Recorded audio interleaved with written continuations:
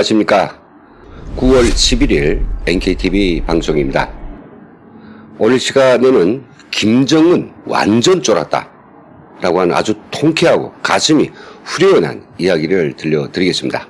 NKTV가 시작된 지 한 2년 정도 거의 되어 옵니다마는 이런 제목으로 통쾌한 방송을 해보기는 처음인 것 같습니다.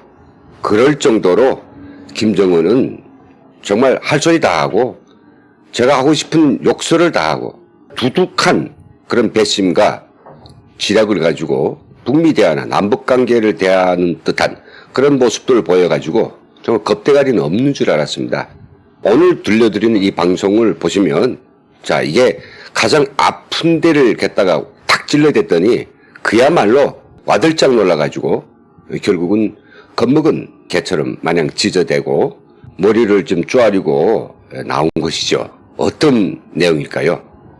자료화면을 함께 보시겠습니다. 김정은이 완전 좋았다는 게 뭘 보고 말하느냐? 북한의 미북 협상 대표격인 애무성 제1부상 최선희가 알려진 것처럼 9월 하순에 미국이 요구하는 미북 핵실험 회담에 복귀한다고 밝혔습니다. 자, 이게 북한이 선제적으로 요구해서 나온 겁니까? 아니면 미국이 요구해서 나온 겁니까?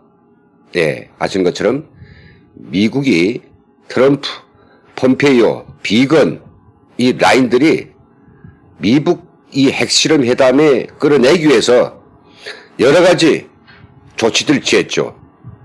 판문점에서 번개팅을 하기도 했고요. 또 폼페이오의 북한 방북까지도 신청했고요.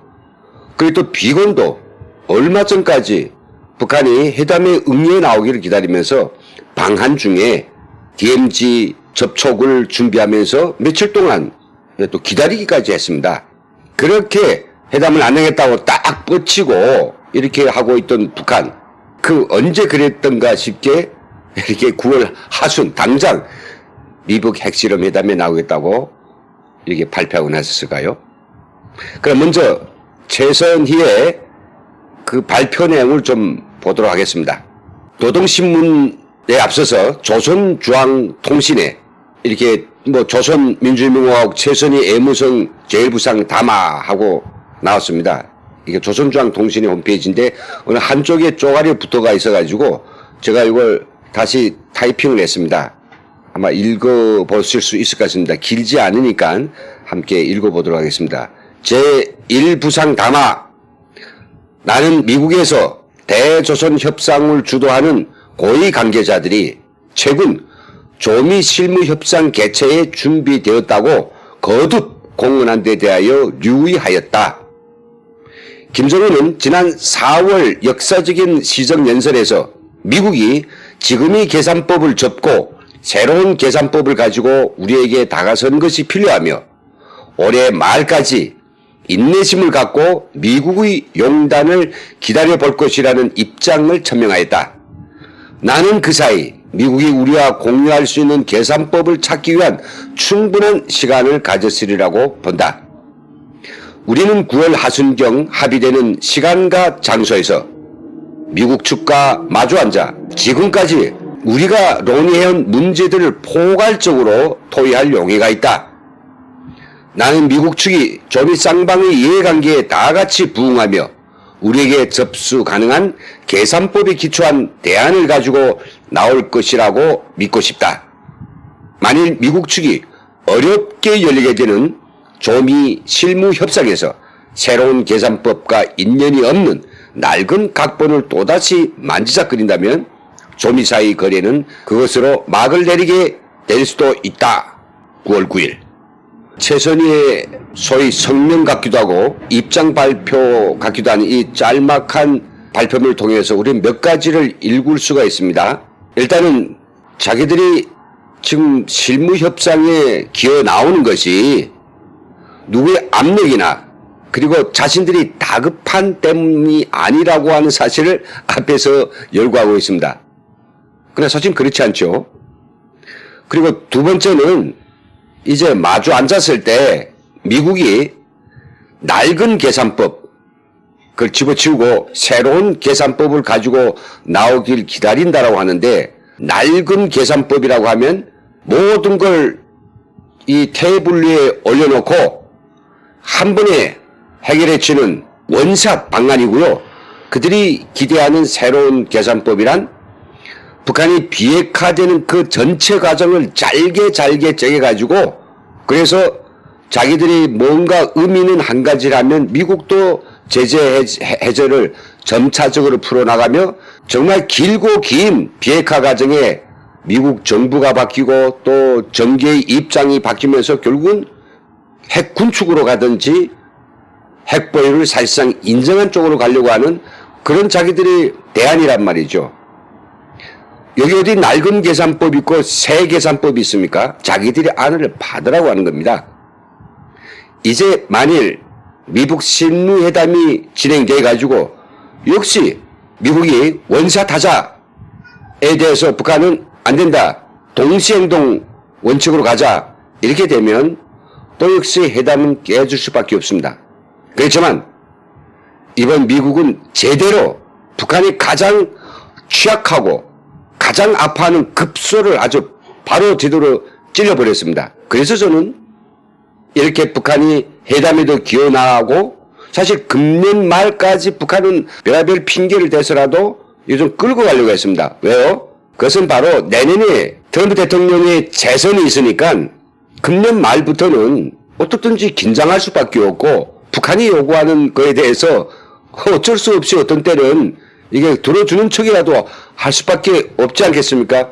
이런 그 시간적 타임, 상황적 그런 기회를 봐가지고 어떻게든지 이거 끌어가면서 금년 말쯤부터 시작해서 트럼프 행정부를 깍 틀어주고 재선을 이용해서 자기들이 정말로 말도 안 되는 이런 부당한 요구를 꼭 관철시키려고 했던 겁니다. 그런데 얼마 전에 미국은 바로 비건이 먼저 한 방 매겼고요. 김내에서 폼페이가 또 한 방 매겼습니다. 그랬더니 바로 기어 나오네요. 와, 뭐 언제까지 센 척하고 정말 온갖 그런 잘난 척은 다 하고 배짱은 배짱대로 부리던 김정은 지금까지 보여준 꼴하고 다르게 완전히 쫄았습니다. 그럼 어떻게 돼서 쫄았느냐? 왜 완전 쫄았느냐? 대체로 이런 이야기는 하죠. 좀 두 가지였습니다. 바로 비건이 한 이야기였습니다. 한일 핵무장론. 바로 이것이 결정적 한방이었던 것입니다. 왜 그럴까요? 북한이 지금 가지고 있는 핵 무기, 구닥다리 같은 거, 그건 정말 금은보화처럼 뭐 만능이 보검이요, 우리 혁명이 귀재요 하면서 거기다 엄청난 가치를 부여하고 있죠. 그런데 일본, 한국, 이게 핵무기를 만든다면 북한처럼 저렇게 만들겠습니까? 발에 얼마 안 되는 짧은 새에 북한이 입을 짝 벌릴 정도의 그런 핵무기를 만들 수 있습니다. 그러면 그것이 도미노가 돼가지고 대만도 만들고, 아니 베트남도 안 만들겠습니까? 베트남이 만들면 그 주변 국가 안 만들 것 같습니까? 핵 도미노가 일게 되는 거죠. 핵 도미노가 있는 것이 북한한테 두려운 것이 아니라 자기들만이 가져야 될 이 핵무기를 나만이 가진다고 하면 자기들의 핵무기는 정말 그냥 무용지물이 될 수도 있습니다. 왜요? 서로 쏘면 죽으니까요. 다 멸렬하니까요. 그 상대적 가치뿐만 아니라 절대적 가치마저도 희석되는 거죠. 남한이 핵무장을 함으로써 북한의 핵무기는 사실상 효용이 완전히 절약되는 것입니다. 그럼 북한한테 남은 게 뭡니까?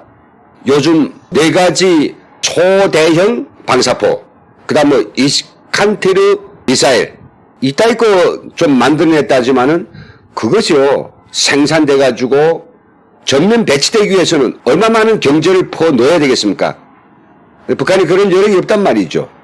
그 어떻게 하나 이 핵무기를 가지고 미국하고 교섭을 잘해서 결국은 북한의 명줄을 끊고 있는 이 대북 제재 이거 확실하게 풀어버리고 국제사회로부터 엄청난 거부의 돈을 받아가지고 자기들이 생각하는 소위 경제 국방 이런 건설을 계속 하자고 하는 것이 이들의 수작인데, 이제는 미국이 지금까지 아끼고 아끼던 마지막 말 이야기했습니다. 왜냐하면 아시는 것처럼 핵 확산 가장 우려하고 가장 심각하게 이 잣대를 들이대는 것이 미국인데, 미국의 입에서 나올 수 없는 이야기들, 즉 한일 핵무장 이게 나오니까 바빠 맞은 거죠. 너희들 회담 안 나오겠어? 정말 관심 없어? 알았어. 그러면 한일 핵무장 하는 거 우리가 그냥 묵시할게. 그래 버리면 자기들이 한 20, 30년 동안 허리띠를 졸라매고 돈이라 도는 거 다 포위했던 핵무장, 장거리 미사일 완전 묵사발이 되는 겁니다. 여기에다가 또 폼페이오 국무장관이 또 한 방 펀치를 날렸죠. 트럼프 대통령이 매우 실망할 것이다 라고 분명히 찍어서 이야기했습니다. 지금 미국의 정계, 정부 그리고 적어도 국민적 정서가 이렇게 국제 깡패 같고 정말 인간의 교살자, 정의로운 것이란 아무것도 없는 이런 포켓맨하고 우리가 미국 대통령이 친구요 뭐야 하면서 우위를 표시하거나 그리고 불량 국가, 세계 테러리스트 지원 국가에다가 우리가 공연히 쓸데없는 민원을 주면서 이 거래까지 하는 것이 아닌가에 대한 이런 의견들이 엄청 팽배해 있는데 그나마 트럼프 대통령이 그래도 내년 재선을 생각해서 데리고 노는지 아니면 김정은한테 놀림을 당한지 모르겠습니다만은 지금까지 이런 이야기를 별로 안 했거든요. 물론 트럼프 대통령이 직접적인 거론은 아니었습니다만은 미국의 국무장관의 입을 통해서 지금처럼 너희들이 놀면 회담도 안 나오고 계속 미사일 쏴대고 하면 트럼프 대통령이 매우 실망한다. 아야 북한 거래 카드 버릴 수도 있다는 엄청난 이야기를 해야 되니까 김정은이 그 실마리까지 놓치면 난 다야. 트럼프는 나의 동아줄이야. 트럼프 때문에 국제사회에 아주 멋진 이런 김정은이 되었는데 그마저도 없어지면 널 재료가 없거든요. 어디 가서 해볼 구루터기가 없는 것입니다. 그래서 이번에 급기야 9월 하순이라고 아주 길지도 않고 어차피 너무 길게 하면 미국도 화날 수 있으니까 9월 하순이라고. 하순이 이제 내일 모레입니다. 한두 주 후에 아마 결정되고 장소는 당신들이 정하라. 의제도 당신들이 정하라. 그래가지고 지금 꼬리를 바짝 내리고 들어왔습니다. 너무 저는 통쾌합니다. 김정은 완전 쫄았습니다. 자, 이걸 통해서 미국은 말 몇 마디로 김정은은 완전히 무릎을 꿇리는데 우리 정부는 지금 어떻습니까? 야, 이게 엄청난 예산을 투하해서 대통령이 북한에 2번, 3번, 4번을 가서 서로 만나고 엄청난 협약을 맺고 그리고 공동선언을 발표하고 어찌어찌 하지만은 결국엔 계속해서 김정은한테 놀아나고 있고 그 잘못 첫 단추를 끼다 보니까 이렇게 밤낮 능욕당하고 모욕당하고 온갖 쌍욕을 다 묻고 있으니 이렇게 김정은하고 그냥 너 좋고 나 좋고 하는 시까지는 절대로 남북 문제를 풀 수 없다는 것을 우리는 미국의 한방을 통해서 우리는 좀 깨달아야 될 것 같습니다. 북한 우리가 보는 것보다는 엄청나게 간교하고 거짓말에 세련되어 있고 또 그들이 쓰고 있는 겉모술수는 이 자유민주주의 국가에서 어떤 정치 집단이 행할 수 있는 것보다도 상상 밖으로 엄청난 것입니다. 그래서 물론 그것이 순진한 마음에서 비롯된지는 모르겠습니다. 문재인 대통령 김정은에게 충성 맹세했다 라고 하는 사실은 확인 안 됐지만 이런 말들이 지금 여기저기 쏟아져 나오고 있는데요. 그 진위 여부를 모르겠지만은 우리 정부가 하고 있는 북한이 들든 안 들든 또 북한이 거기에 대해서 화답을 하든 안 하든 그냥 마이웨이 그 자기 하고 싶은 소리만 그냥 하면서 그것 때문에 북한에서 몽둥이로 맞고 주먹으로 맞고 여기 맞고 저기 맞고 우리 국민을 망신시키는 추하게 만드는 이런 짓거리를 더 이상 하지 말아야 되겠다 라고 하는 이야기 드리면서 오늘 준비한 방송을 마치겠습니다. 참 기분 좋은 그런 소식이었습니다. 김정은 완전 쫄았습니다. 지금까지 시청해주신 여러분 감사합니다.